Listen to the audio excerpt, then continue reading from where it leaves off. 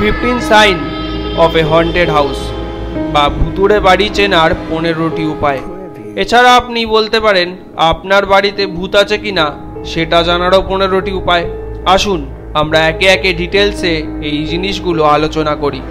Number 1, door open and close, মানে হঠাৎ যদি আপনার দরজা খুলে বা বন্ধ হয় বা হাওয়া ছাড়াই দরজা খোলা বন্ধ হয় তাহলে বুঝতে হবে এখানে তেনাদের হাত আছে। নাম্বার 2, বিং টাচড, মানে আপনাকে কি কেউ কখনো ছুঁচ্ছে বা মনে হচ্ছে আপনাকে কেউ স্পর্শ করতে আসছে বা হঠাৎ হঠাৎ স্পর্শ করছে, এটাও ভুতুড়ে বাড়ির অন্যতম লক্ষণ। হয়তো সেই স্পর্শটি অন্য জগতের প্রাণী বা মানুষ আপনাকে করছে। স্ট্রেঞ্জ পেট বিহেভিয়ার, মানে বাড়িতে পোষা পশু বা পাখির অদ্ভুত ব্যবহার।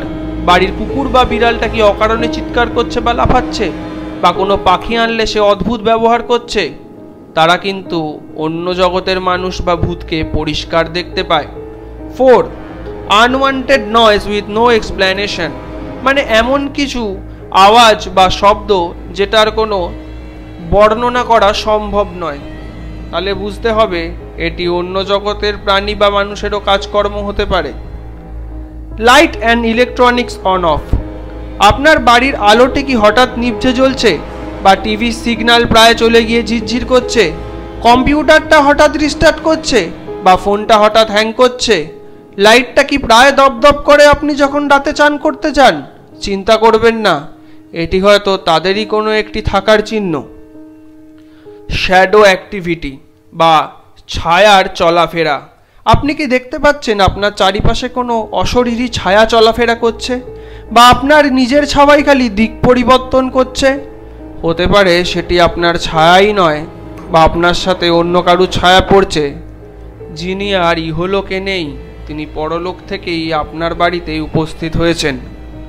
কোল্ড স্পট, আচ্ছা আপনার বাড়ির কি কোনো জায়গাটা দুম করে ঠান্ডা হয়ে যাচ্ছে, বা একটু অন্যরকম টাইপের, মানে একটু বেশি ঠান্ডা, তাহলে ধরতে হবে আপনার বাড়ির অন্য ডাইমেনশন ওইখানেই অবস্থিত।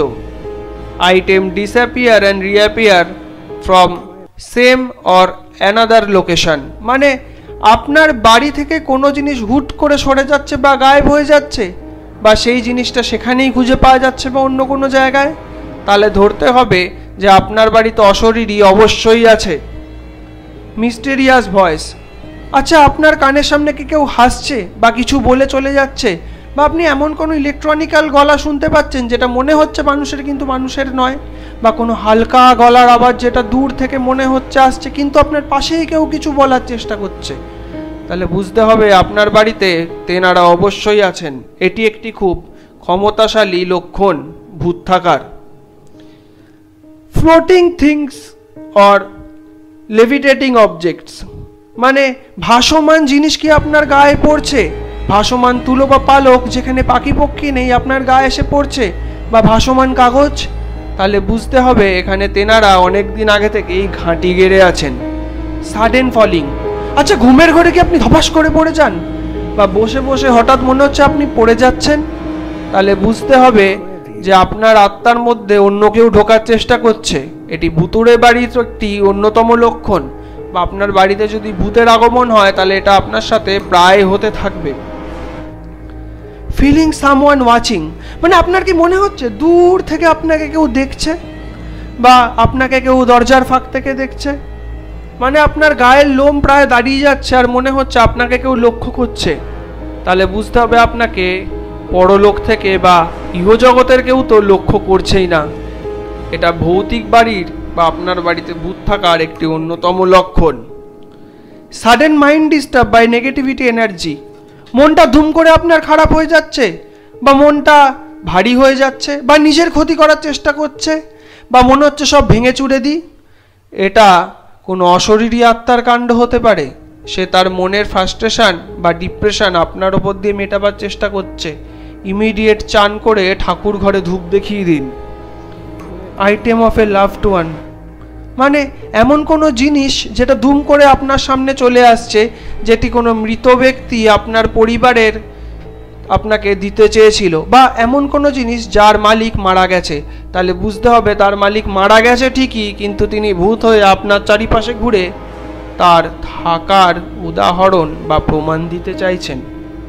ক্রাইস অর হুইসপার মানে গঙানি বা ফুঁপিয়ে কান্না কি আপনার কানে আসছে দূর থেকে কোনো ছেলে বা মেয়ের? তাহলে বুঝতে হবে যে সেটি ভূত কাঁদছে বা কোনো মৃত ব্যক্তি মৃত্যুর পর আপনাকে জানাবার চেষ্টা করছে।